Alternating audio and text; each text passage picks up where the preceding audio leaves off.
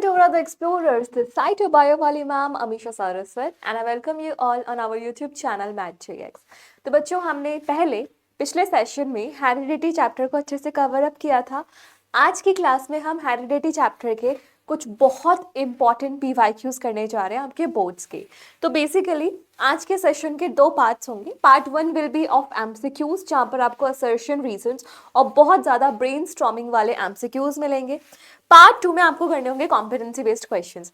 तो दोनों ही पार्ट में आपका क्या स्कोर आएगा वो आपको कमेंट सेक्शन में ड्रॉप डाउन करना है, ताकि हमें एनालाइज हो जाए कि हम दोनों की यानी कि तुम्हारी और तुम्हारी मैम की तैयारी कैसी चल रही है फॉर द बोथ। तो चलो स्टार्ट करते हैं आज की क्लास को। सबसे पहले पार्ट 1 हॉट MCQs। तो बच्चों यहाँ आपके पास 20 MCQs होंगे, जिसमें असर्शन, रीजन भी होगा, बहुत सारी चीजें होंगी, न्यूमेरिकल्स भी होंगे। तो 20 क्वेश्चंस में से 20 मार्क्स में से आपका कितना स्कोर आया है that you have to drop down. तो चलो स्टार्ट करते हैं विद द फर्स्ट MCQ जो आपकी स्क्रीन पर है। ये ध्यान से क्वेश्चन पढ़ना फिर अटेम्प्ट करना। Which of the following is totally impossible outcome of Mendel experiment? Mendel ने जो एक्सपेरिमेंट किया था उसका इम्पॉसिबल आउटकम पूछा है। ठीक है, तो पहले तो ये कीवर्ड्स आउटलाइन कर लिया करो। करेक्ट पूछा है, इनकरेक्ट पूछा है, पॉसिबल, इम्पॉसिबल, इज नॉट, ये क्या चीजें पूछे, वरना सिली मिस्टेक्स हो जाती है। ठीक है, क्योंकि तुम इसको अगर पॉसिबल पढ़ दिए तो तुम्हारा आंसर ही चेंज हो जाएगा पूरा। तो अब इसमें से क्या इम्पॉसिबल है मेंडल्स के एक्सपेरिमेंट में? 3 टॉल 1 शॉर्ट, यानी कि पहले ऑप्शन के अकॉर्डिंग 3:1 का रेशियो आ सकता है। 24 टॉल और 8 short plants, 8 tall 0 short plants, 4 tall plants and 1 medium height plants. अब देखो, अगर तुम रेशियो लेने बैठे तो तुम्हारा ये क्वेश्चन बहुत लंबा चला जाएगा, और इतना लंबा क्वेश्चन करने के लिए बोर्ड्स में नहीं आते MCQs। अब तुम ऐसा कोई केस पकड़ो जो कभी जन्म में ही पॉसिबल नहीं है। देखो, अगर मैं हाइट की बात करूं तो मेंडल ने बोला था कि हाइट का बच्चों दो केस हो सकता है, या तो टॉल बनेगी या फिर ड्वार्फ बनेगी। अब जो टॉल है वो इस कॉम्बिनेशन से भी बन सकती है और वो इस कॉम्बिनेशन से भी बन सकती है, और दोनों का टॉल मतलब सेम। जैसे अगर ये 6 फीट का है तो ये भी 6 फीट का होगा, इससे छोटा नहीं होगा। और ड्वार्फ कैसे बनेगा? जब ये वाला रेशियो हो, मान लो ये हमेशा 2 फीट का ही बनेगा। तो मेंडल ने कभी ये नहीं बोला ना कि दोनों का मिला के कुछ नया बन जाएगा, कुछ बीच का सा बन जाएगा। ऐसा वर्ड कभी मेंडल ने यूज ही नहीं किया।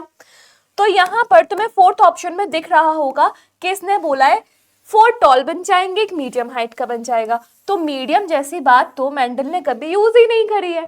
तो ऑप्शन नंबर 4 कभी जन्म में पॉसिबल नहीं होगा। कितने बच्चों ने सही किया मुझे बताओ। चलो आगे देखते हैं next question. Which of the following is not a direct conclusion that can be drawn from Mendel's experiment? Mendel के एक्सपेरिमेंट में से कौन सा ऐसा स्टेटमेंट है जो डायरेक्ट कंक्लूजन नहीं है? पहली स्टेटमेंट बोल रही है only 1 parental trait is expressed, केवल एक पेरेंटल ट्रेट एक्सप्रेस होगा। ये बात हो सकती है। 2 copies of each trait is inherited in sexually reproducing organisms, मतलब 2 कॉपीज आती है एक ट्रेट के लिए सेक्सुअल रिप्रोडक्शन में। For recessive trait to be expressed both copies should be identical, अगर रिसेसिव ट्रेट को लाना है तो दोनों कॉपीज आइडेंटिकल होनी चाहिए। Natural selection can alter the frequency of inherited traits. अब मेंडल ने इसमें से कौन सी बात नहीं करी है? देखो, only 1 parental trait is expressed, केवल एक ही होगा, या तो टॉल होगा या फिर ड्वार्फ होगा। ये F1 जनरेशन में देखने को मिल रहा था, और इसमें क्या था, लॉ ऑफ डोमिनेंस यूज हो रहा था। सही बात है। 2 copies of each trait is inherited in sexually reproducing organism. मान लो हमें मम्मी से मिल गया, पापा से मिल गया कैपिटल T, मम्मी से मिल गया स्मॉल t, तो ऐसा हो सकता है। थर्ड बोल रहा है for recessive trait to be expressed both copies should be identical, जैसे कि स्मॉल t, तो ये भी मेंडल ने बोला था। नेचुरल सिलेक्शन मतलब एक तरीके से आप बोल सकते हो सर्वाइवल ऑफ द फिटेस्ट। जैसे आपको थोड़ा बहुत इवोल्यूशन का आइडिया हो, वैसे तो अब आंसर आ ही जाना है, लेकिन फिर भी थोड़ा सा कंसेप्ट समझ लेते हैं। जैसे आप लोग बोर्ड्स की तैयारी कर रहे हो, अब आप ऑब्वियस सी बात है जो अच्छा परफॉर्म करेगा वो बेटर मार्क्स लेकर आएगा, और जो परफॉर्म नहीं किया तो हो सकता है वो फेल हो जाए। वैसे तो फेल का कोई कंसेप्ट अब बचा नहीं है। तो सेम सिचुएशन है। मान लो नेचर में कल को अर्थक्वेक आ जाए, तो जो लोग दिमाग लगा के उसे स्किप करने की कोशिश करेंगे वो बच जाएंगे, जो नहीं दिमाग लगाए वो वहीं पर खत्म हो जाएंगे। तो यानी कि नेचर हर मोड़ पे आपको सेलेक्ट करता है। नेचर उन लोगों को सेलेक्ट करता है जो फिट है, यानी कि जिन्होंने अपने एग्जाम को क्लियर कर लिया। तो natural selection can alter the frequency of inherited trait. हो सकता है कि मान लो कल को कोई ऐसा हो जाए, जैसे जिराफ था, जिराफ की लॉन्ग नेक है, और मान लो कोई और जिराफ है जिसकी छोटी नेक है, तो आज के टाइम पे कौन सा जिराफ ज्यादा सक्सेसफुल रह सकता है? लॉन्ग नेक वाला, क्योंकि वेजिटेशन हाई प्लांटेड वाली है। तो नेचर चाहे तो नेचर एकदम ये भी कर सकता है कि भाई अब आज से सारे जो जिराफ है वो छोटे नेक वाले होंगे, या फिर आज से सारे जिराफ जो है वो लंबी नेक वाले होंगे। तो नेचर ऐसा चेंज कर सकता है। तो पहली बात, नेचर का कोई भी इन्फ्लुएंस हमारे इनहेरिटेड ट्रेट्स पे मेंडल ने कभी नहीं बोले। अगर ऐसा कुछ बोला गया है तो वो सारे इवोल्यूशन का पर्सपेक्टिव है, जिसको डार्विन ने, हार्डी, वीनबर्ग, बहुत अलग अलग साइंटिस्ट ने बोला था। तो वैसे तो तुम ऐसे ही ऑड वन आउट कर सकते हो, टॉपिक है ही नहीं हमारा सिलेबस का। तो नेचर का ट्रेड्स पर इन्फ्लुएंस ये मेंडल ने नहीं बोला था। इसके बाद बढ़ते हैं नेक्स्ट क्वेश्चन पे। Which one is the possible progeny in F2 generation of pure bred tall plant with round seed and short plant with wrinkled seed? क्या बोल रहा है? देखो मैं लेती हूँ टॉल प्लांट के लिए कैपिटल T, राउंड के लिए कैपिटल R, तो शॉर्ट के लिए हो जाएगा स्मॉल t और रिंकल्ड के लिए स्मॉल r। अब उसने बोला है कि प्योर ब्रेड कराए थे, यानी कि ये हो जाएगा और ये हो जाएगा। तो आपकी F1 हमेशा कैसी आती थी? ये आती थी, ये F1 आती थी, और इसके आप क्रॉस कराते थे दूसरी वाली F1 से, है ना? तो आपके पास अलग अलग कॉम्बिनेशंस आते थे। तो अब इस कॉम्बिनेशन में वो पूछ रहा है कि क्या पॉसिबल कॉम्बिनेशन मौजूद है। तो आपको पता था, आपका आता था 9:3:3:1 रेशियो। अब इस रेशियो में वो था राउंड सीड और येलो सीड्स, ग्रीन सीड्स या रिंकल सीड्स। तो अब बस थोड़ा सा चेंज कर दिया है।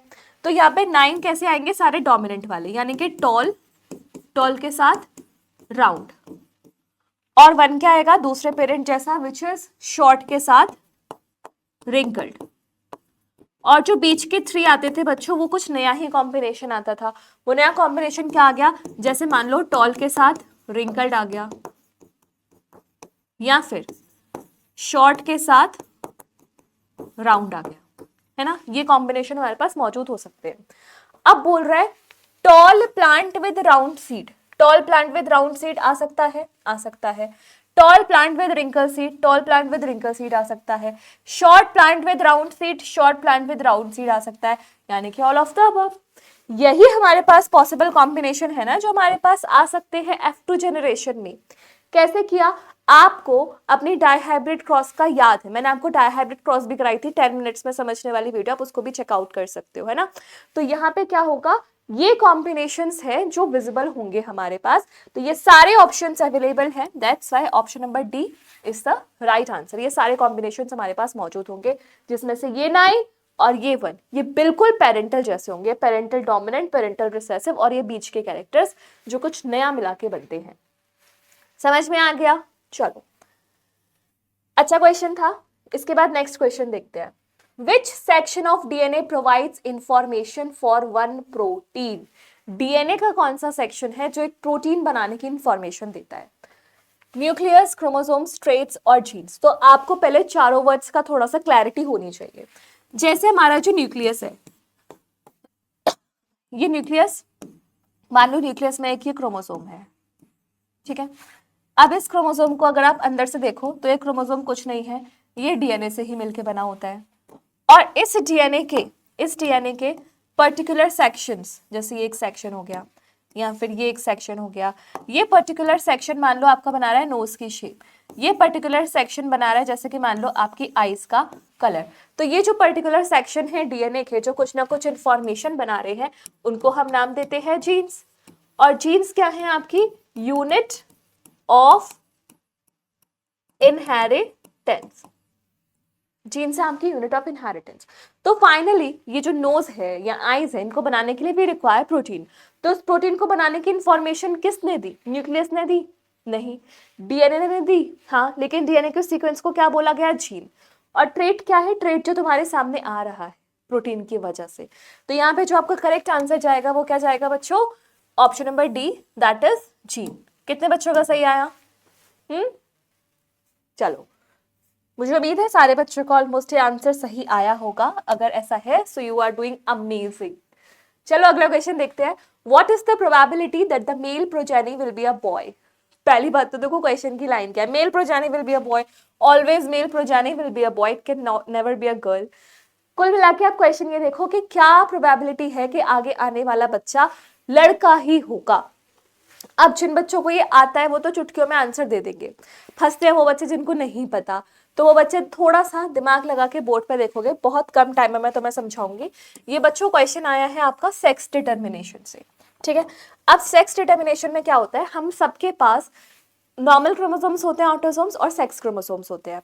23 पेयर ऑफ क्रोमोसोम्स होते हैं, इसमें से 22 पेयर हमारे नॉर्मल क्रोमोसोम्स है यानी कि ऑटोसोम्स, और जो 1 पेयर है जो XX है फीमेल्स में और XY है मेल में, वो हमारा क्या है, सेक्स क्रोमोसोम्स। तो आप मेल फादर के लिए लिख सकते हो 44 प्लस XY, और इसकी क्रॉस कराई आपने एक फीमेल पेरेंट के साथ जिसमें है 44 प्लस XX।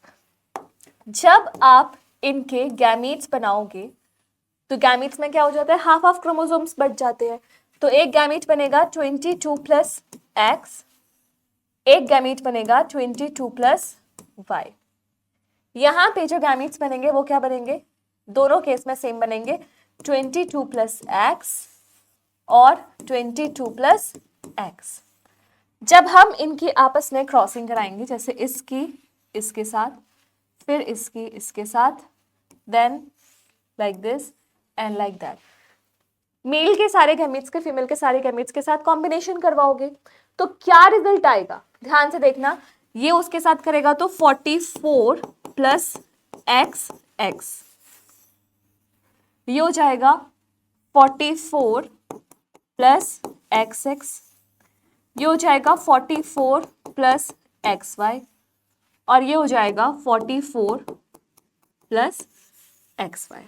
यानी कि आपको यहां से बहुत क्लियरली विजिबल है कि 4 बच्चे बन रहे हैं जिसमें से 2 फीमेल बन रही है और 2 क्या बन रहे हैं, मेल। यानी कि 50% बच्चे कैसे बन रहे हैं, फीमेल, और 50% बच्चे कैसे बन रहे हैं, मेल। तो बताओ अब क्वेश्चन का आंसर क्या जाएगा।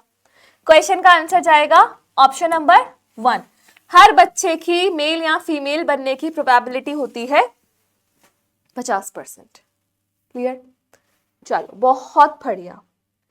अब हटते हैं हम अगले क्वेश्चन पे। अगला क्वेश्चन क्या बोल रहा है, एक बार इसको पढ़ते हैं। Independent inheritance of two separate traits like shape and color of seed in Mandel cross on pea plants resulted in observable ratio of।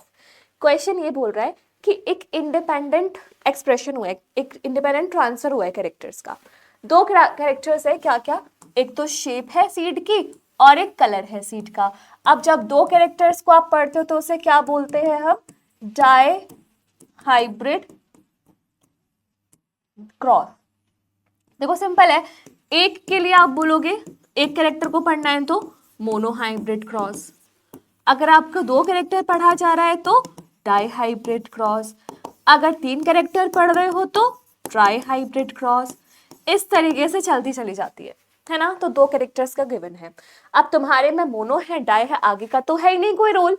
अब वो ये पूछ रहा है कि 2 वाली क्रॉस के लिए आपका कौन सा रेशियो होगा।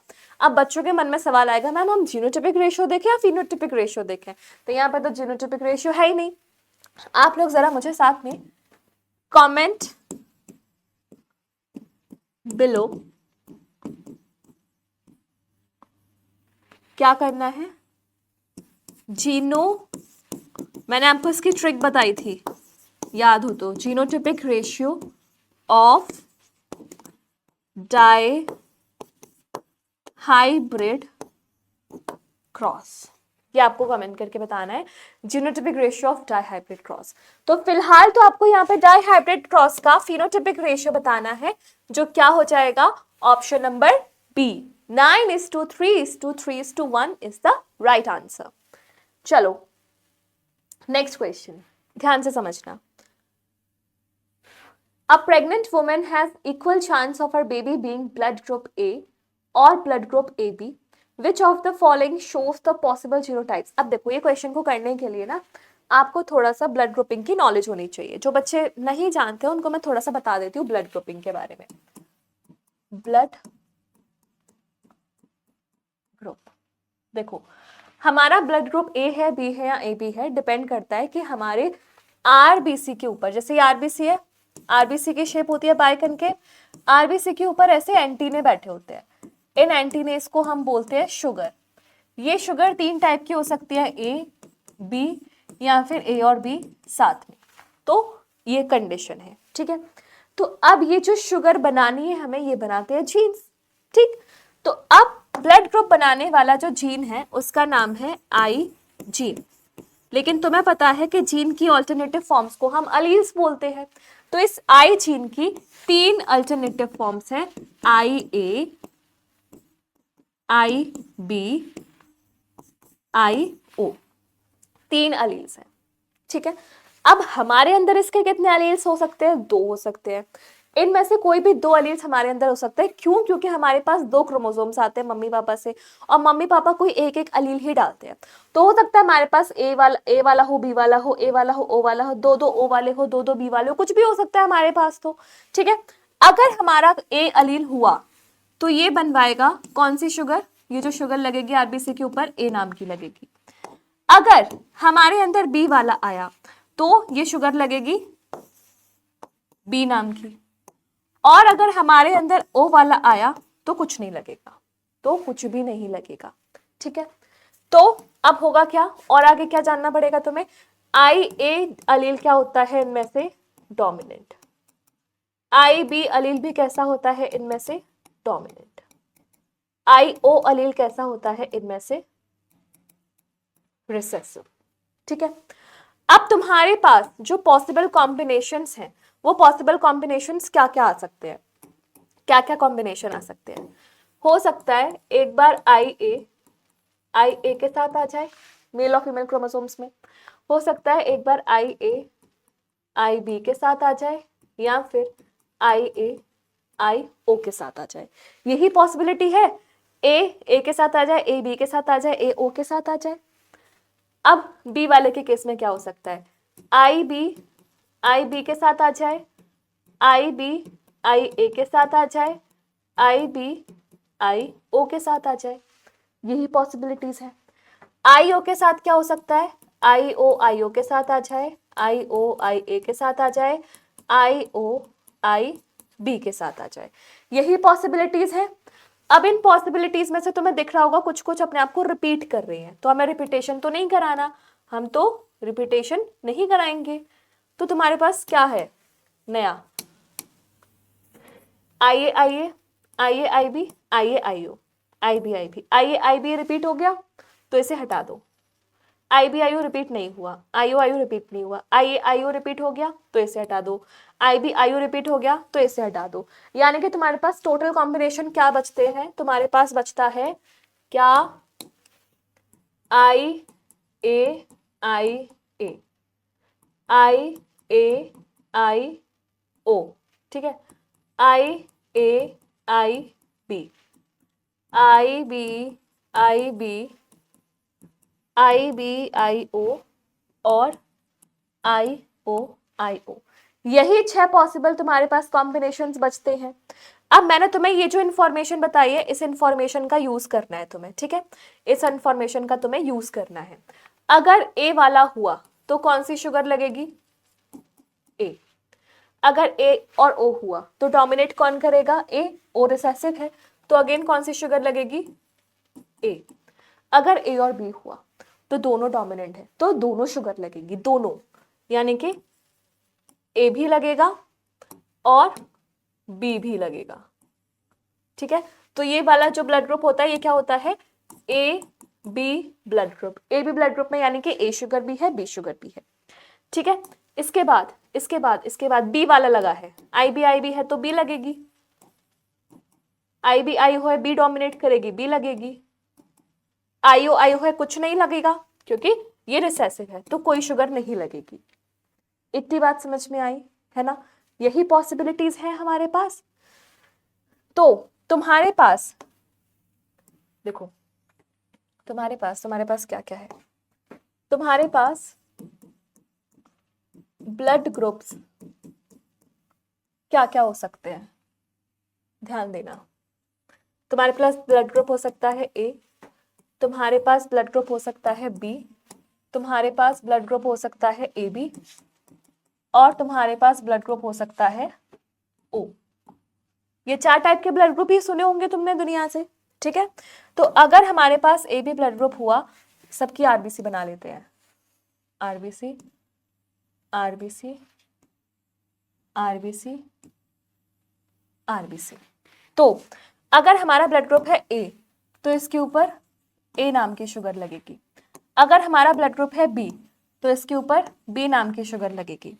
अगर हमारा ब्लड ग्रुप है ए बी, तो इसके ऊपर ए शुगर भी लगेगी और इसके ऊपर बी शुगर भी लगेगी। और अगर हमारा ब्लड ग्रुप है ओ, तो कुछ नहीं लगेगा, ठीक है। अब ये बनाने के लिए आपको जीनोटाइप लगा होगा, आपको जीनोटाइप लगा होगा, तो इसका जीनोटाइप लिख लो, क्या क्या पॉसिबिलिटीज हैं, ठीक है। जीनोटाइप लिख के खत्म करते हैं इसको। ए ब्लड ग्रुप बनाने के लिए देखो, यहां से देखो, ए ब्लड ग्रुप 2 कंडीशन में बन रहा है, आइए आइए आइए आइए। तो यहां पे आप क्या करोगे, आई ए से बन सकता है, या फिर आई ए आई ओ के साथ बन सकता है। बी वाला कब बनता है, जब आपके पास कंडीशन हो आई बी या फिर आई B I O. A B कब बन सकता है, एक ही कंडीशन में, जब आपके पास आई ए बी हो और आपके पास आई बी भी हो। और ओ ब्लड ग्रुप कब बनेगा, जब दोनों के पास आई ओ हो, ठीक है। ये शुगर्स है, ये जो शुगर्स होती है इनको हम बोलते हैं एंटीजन्स, जो एक्चुअली में क्या है, शुगर्स, कार्बोहाइड्रेट्स। और एक होती है एंटीबॉडीज, जो फाइटिंग कराती है, ये होती है इन ब्लड। तो सेम टाइप का एंटीजन सेम टाइप की एंटीबॉडी के कांटेक्ट में नहीं आना चाहिए, वरना दोनों युद्ध करेंगे और आरबीसी को मार गिराएंगे, ठीक है। तो अगर किसी का ब्लड ग्रुप ए है, तो उसके बॉडी में एंटीबॉडीज, देखो एंटीबॉडीज के पास भी 2 ही ऑप्शन है, या तो मैं ए होंगी या फिर मैं बी होंगी। मैं कभी ओ नहीं होंगी, मैं बस ए या बी हो सकती हूँ, ठीक है। तो यहां पर अगर एंटीजन ए है तो एंटीबॉडी क्या होनी चाहिए, बी। अगर बी है तो एंटीबॉडी होनी चाहिए ए। अगर ए बी दोनों है तो एंटीबॉडी होनी नहीं चाहिए, और अगर एंटीजन ही नहीं है तो एंटीबॉडी दोनों डाल दो, ए भी होंगी बी भी होंगी। तो ये चार्ट आपका बहुत इंपॉर्टेंट है, ये वाली स्लाइड और ये वाली स्लाइड, इसका स्क्रीनशॉट ले लो, ये और ये। अब ये समझ में आ गया, तो अब फटाफट से इस क्वेश्चन को अटेम्प्ट करते हैं। अब क्या बोल रहा है क्वेश्चन, ध्यान से समझना। A pregnant woman has an equal chance of her baby being blood group A और blood group AB। मतलब जो जाइगोट बन रहा है, जाइगोट के पास 50% चांसेस है कि वो ए ब्लड ग्रुप का बन जाए, और उसके पास 50% चांसेस हैं कि वो ए बी ब्लड ग्रुप का बन जाए।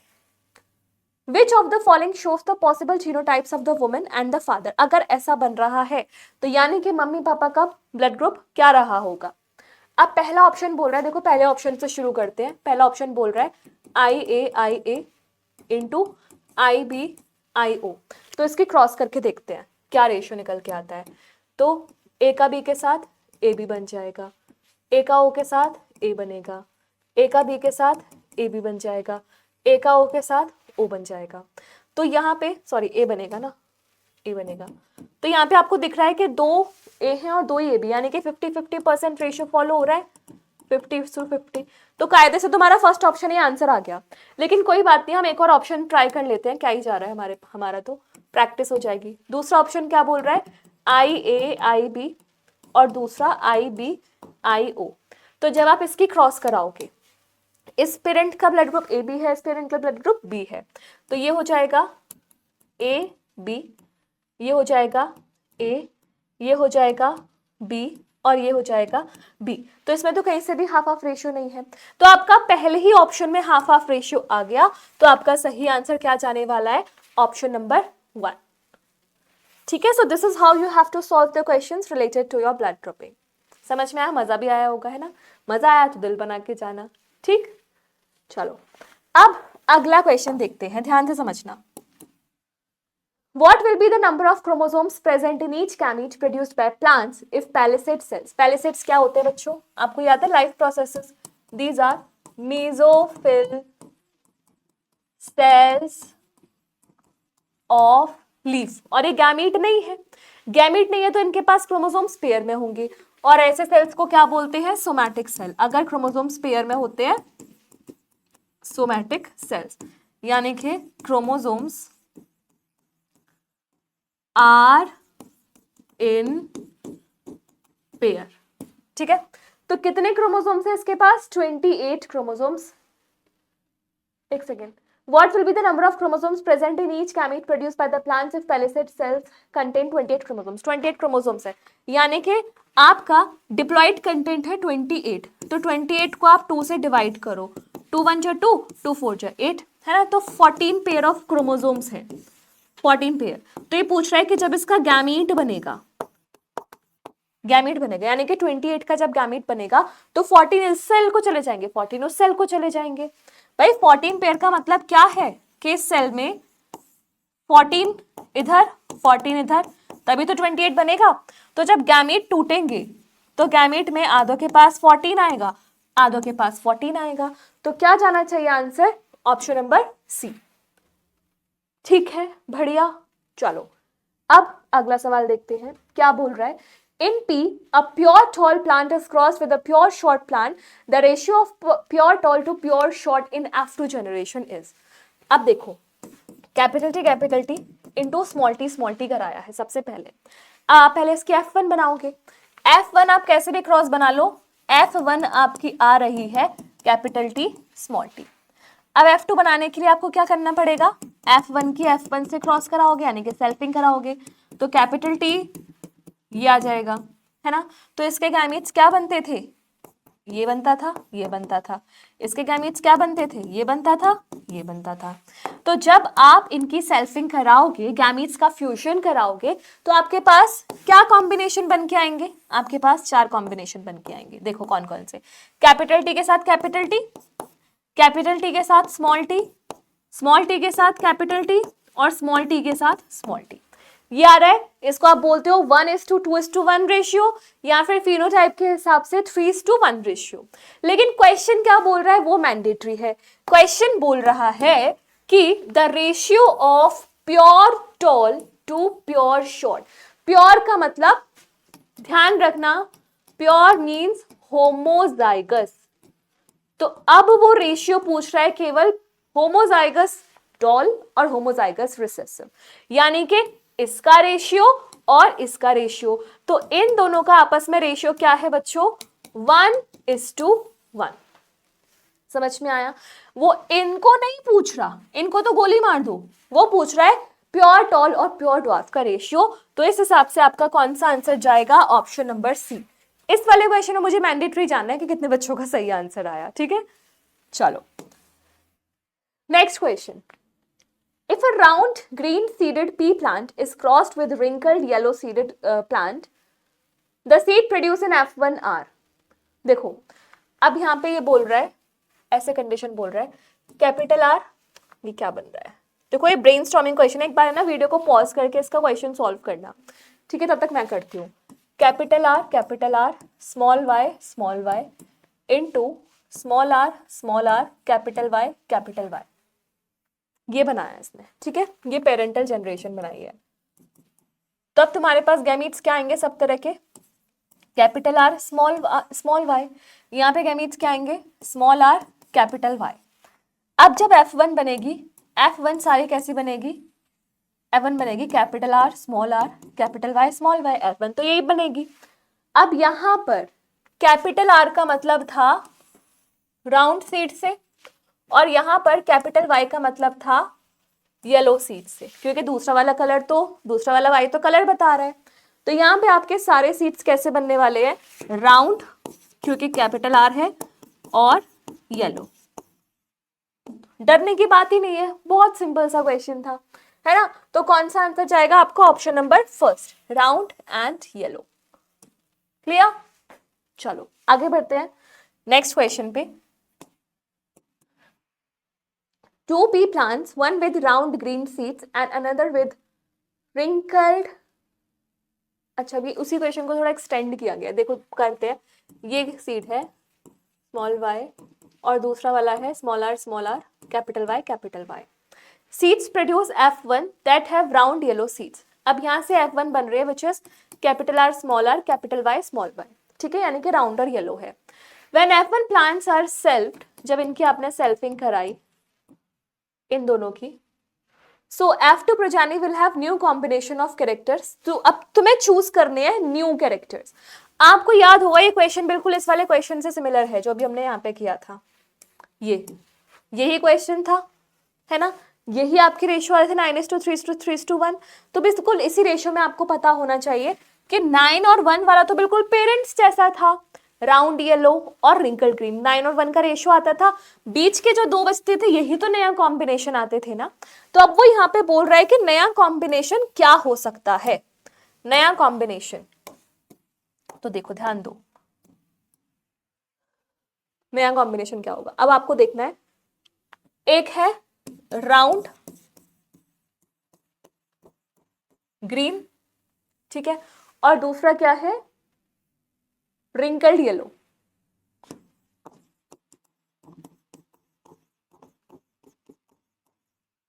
रिंकल्ड येलो, ठीक है। तो अब वो पूछ रहा है कि आपके पास नया कॉम्बिनेशन क्या हो जाएगा, round yellow, round green, wrinkled yellow या रिंकल्ड ग्रीन। सोचो क्या होगा नया कॉम्बिनेशन। देखो अब तुम्हें अगर नहीं समझ में आया तो तुम क्या करोगे, तुम यहाँ पे 2 कॉम्बिनेशन लिखो, ये तो बनेगा, ये तो बनेगा। अब यहाँ पे तुम्हारे पास ये वाला क्या बना के देगा, कैपिटल R से क्या है, राउंड,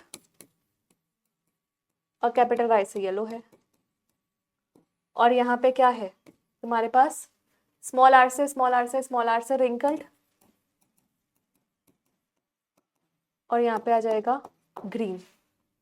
तो अब तुम पेरेंटल चेक करोगे तो यहाँ पे तो राउंड और ग्रीन का कॉम्बिनेशन है, और यहाँ पे मिल रहा है राउंड और येलो का कॉम्बिनेशन, और यहाँ पे दिया हुआ है रिंकल्ड और येलो का कॉम्बिनेशन। तुम्हारे टोटल कॉम्बिनेशन क्या बन सकते हैं, थोड़ा सा दिमाग हिलाने वाला क्वेश्चन है, देखो ध्यान दो।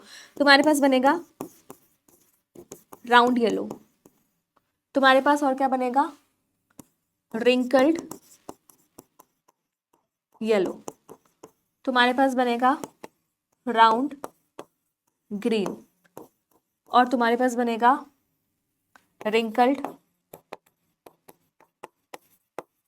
ग्रीन, है ना। और ये तुम्हारे पास बनेंगे किस रेशियो में, 9:3:3:1, यही रेशियो आने वाला है जीनोटाइप के हिसाब से। अब इसमें से राउंड ग्रीन ये वाला और रिंकल्ड येलो ये वाला, ये दोनों पेरेंटल हैं क्वेश्चन के अकॉर्डिंग।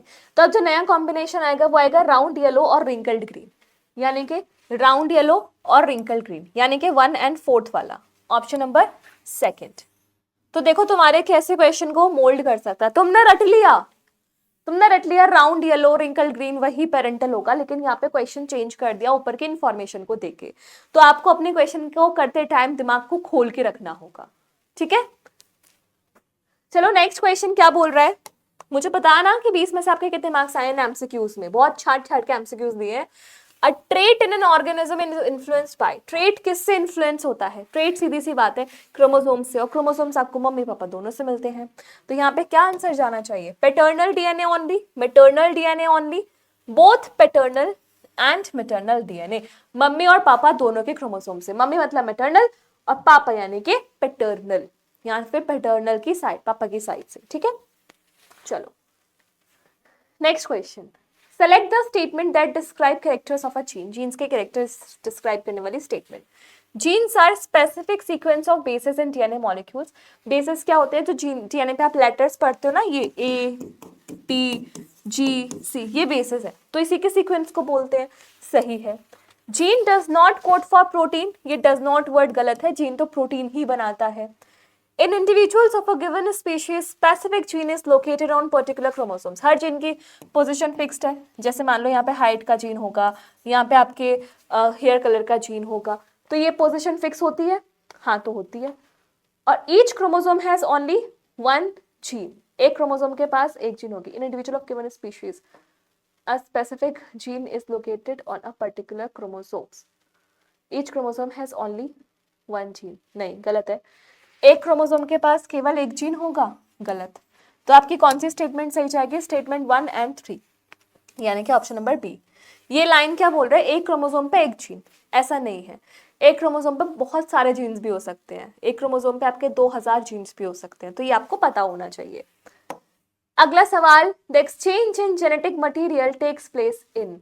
जेनेटिक मटेरियल में जो एक्सचेंज होता है वो हमेशा किसमें होता है? सेक्सुअल रिप्रोडक्शन में, जिस वजह से वेरिएशंस आती है। Next, which of the following is an example of genetic variations. इसमें से कौन सा आपका एग्जाम्पल है जेनेटिक वेरिएशंस का? बताओ सोच के। One person has a scar but his friend does not. एक इंसान के पास धब्बा है, दूसरे पे नहीं है।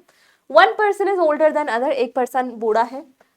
Rita eats meat, her sister eats vegetarian. यहाँ पे two children have different eye colour. तो अब देखो, इसमें से जो जेनेटिक वेरिएशन पे आ रहा है वो आ रहा है ऑप्शन नंबर डी। दो सिस्टर है, बहनें हैं, लेकिन तब भी जेनेटिक वेरिएशंस आ रही है। तो आपका कौन सा जाएगा? Option number D. ठीक है, ये तो एज इन्फ्लुएंस्ड है, ये भी कुछ नहीं है, ये ऐसे भी हो जाती है हाइपर पिगमेंटेशन, धूप में चले जाओ। तो ये है आपका जीन्स लेवल पे।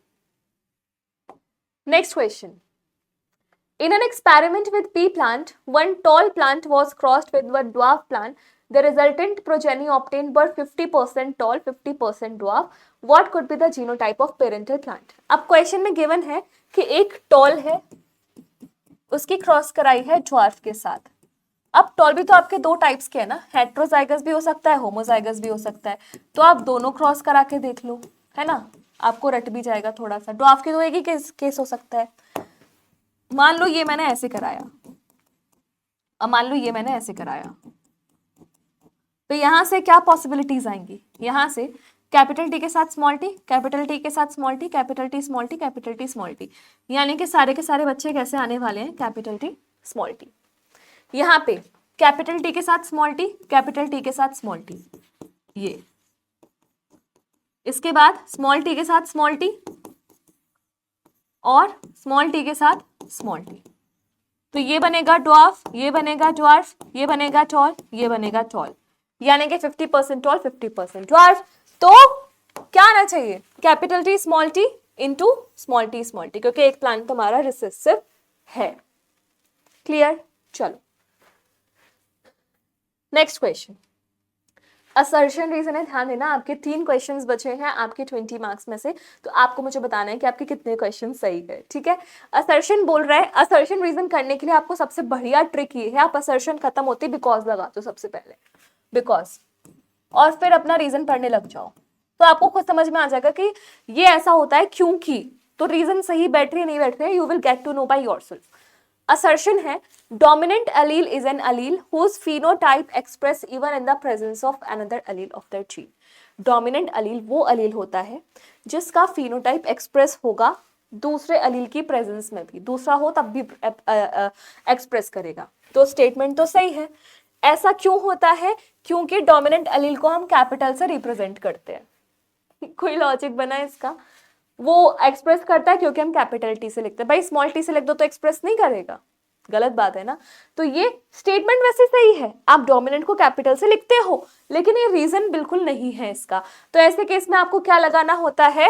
assertion is true, reason is true, but reason is not the correct explanation of assertion, यानी कि ऑप्शन नंबर बी। ठीक है, चलो next, The sex of the children will be determined by the chromosomes received from the father. Father के chromosome से पता चलेगा बच्चे का sex, because human male has 1 X and 1 Y chromosomes. तो ये सही बात है, अगर अलग अलग है तभी तो, अगर एक्स क्रोमोसोम फ्यूज किया तो लड़की बनेगी, वाई क्रोमोसोम फ्यूज किया तो लड़का बनेगा। तो यानी कि असर्शन रीजन दोनों सही है और रीजन करेक्ट एक्सप्लेनेशन भी है अपने असर्शन की। Clear? So option number A is the right answer. अब बचते हैं लास्ट के 2 सवाल। क्या बोल रहे हैं ध्यान से समझो। Attached earlobes in humans is an inherited condition. Alleles for attached earlobe is recessive. मतलब अगर आपके पास अटैच्ड ईयरलोब्स है तो आप रिसेसिव हो।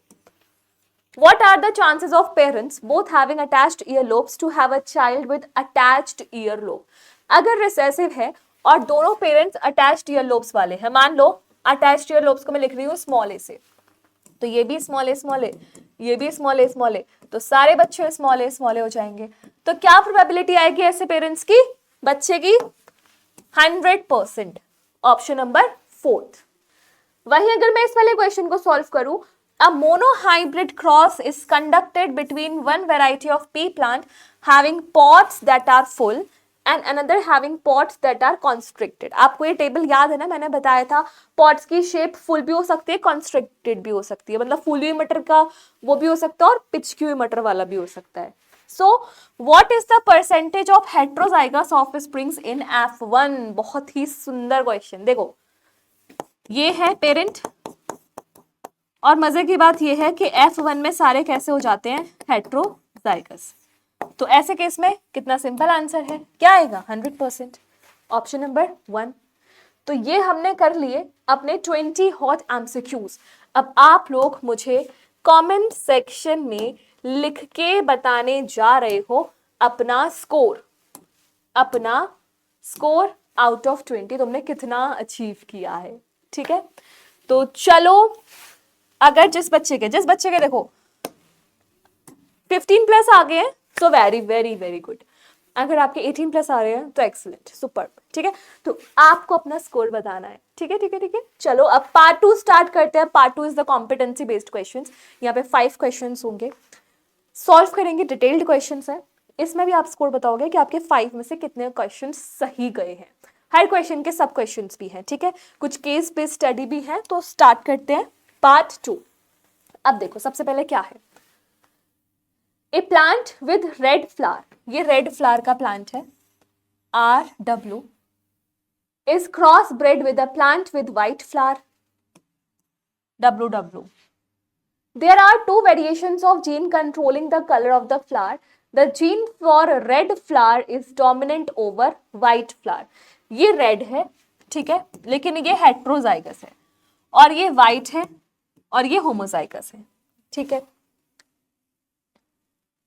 वैसे उन्होंने गलत किया है, कैपिटल W रखना चाहिए था, बट ठीक है, क्वेश्चन में जैसे गिवन है हम वैसे कर लेंगे। Now the Punnett square shows the result of the cross. जब इसके वो बनाओगे क्या इमेज, तो कैपिटल R स्मॉल W बनेगा, इसके बनाओगे स्मॉल W बनेगा।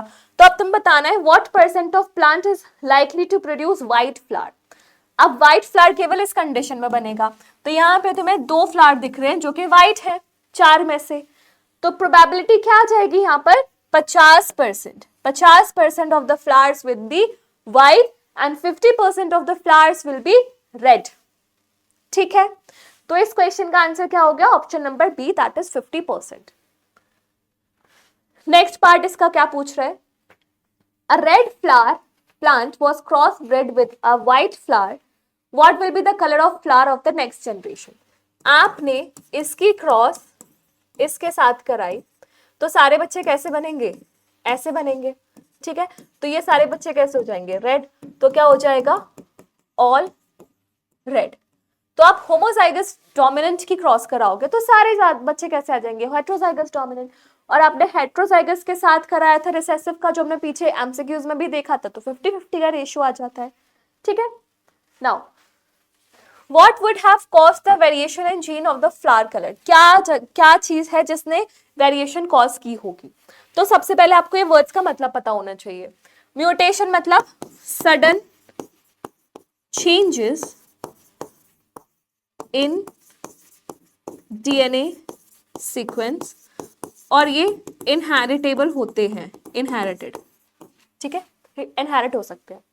पॉलिनेशन तो तुम्हें पता ही है, transfer of pollens from anther to stigma of another flower.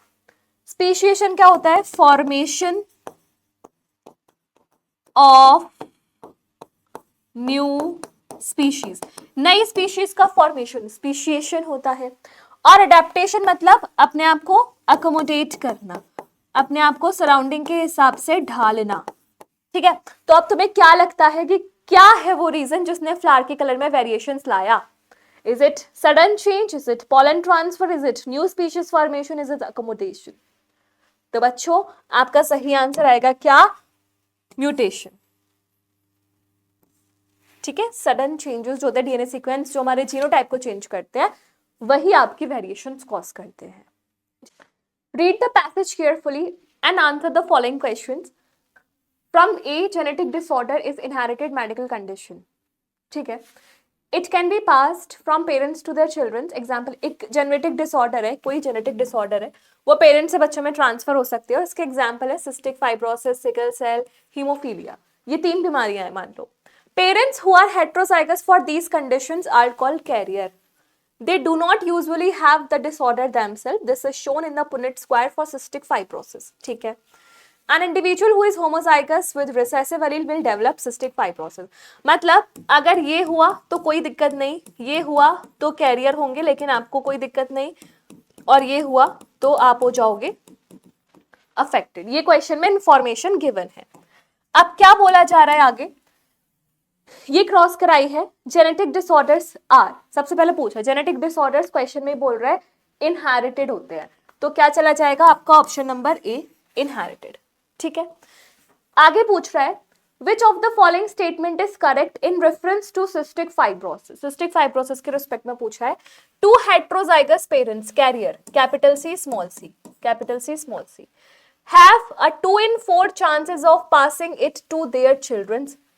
क्या होगा इससे? कैपिटल सी, उसके बाद capital C small C, capital C small C, small C small E. तो यहाँ पे चार कितनी है? 1/4, नॉट 2 in 4।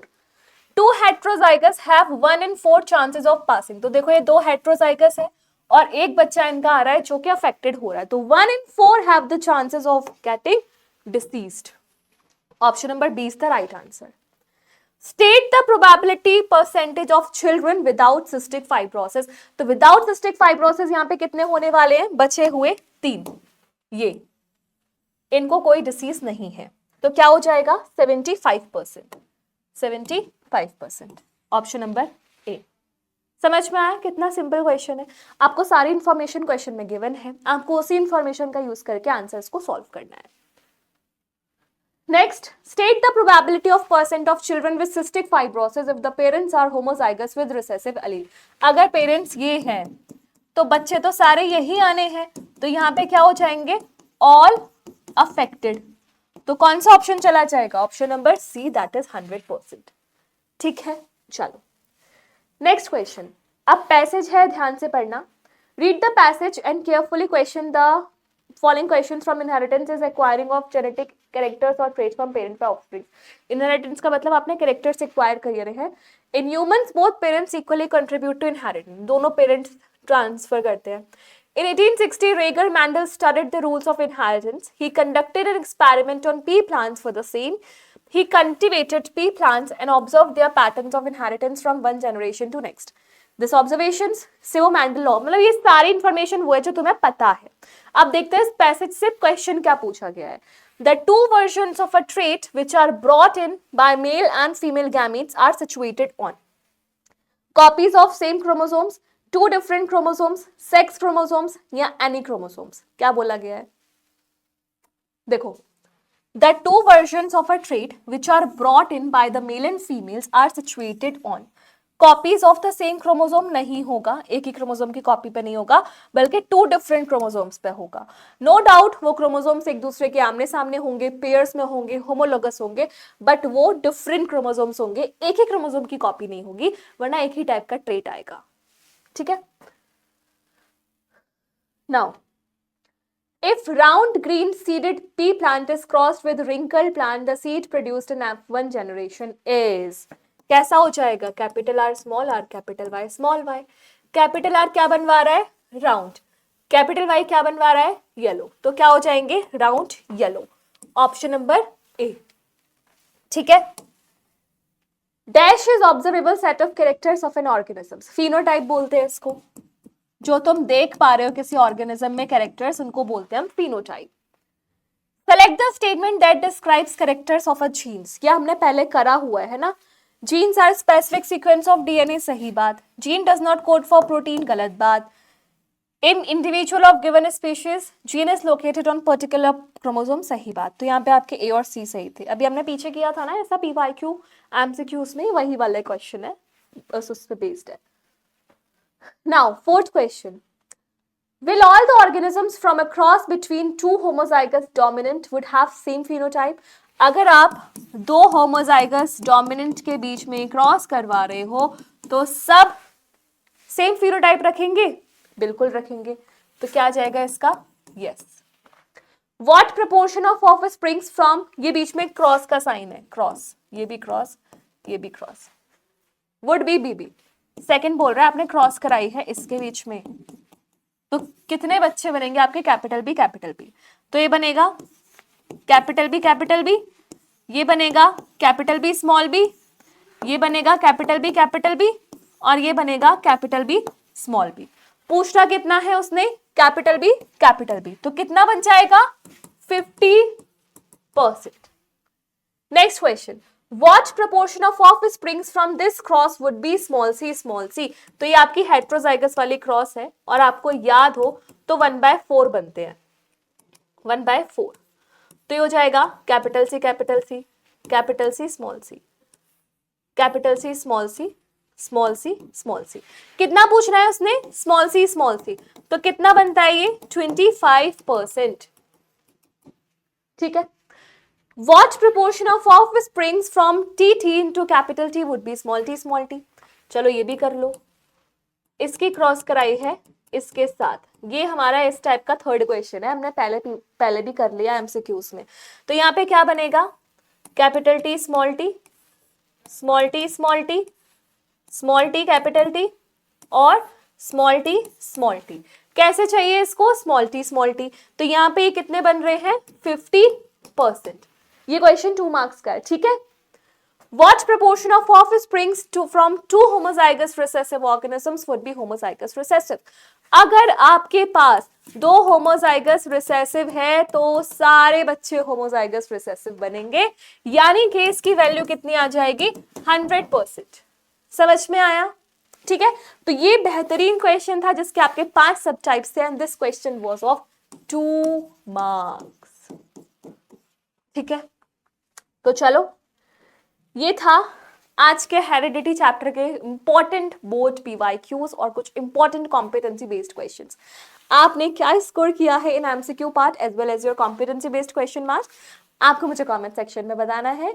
मिलते हैं अगली वीडियो में, अपना लास्ट चैप्टर कवर अप करेंगे बायोलॉजी का, which is our environment. Till then my Dora the explorers, all the very best, bye bye, good luck, take care.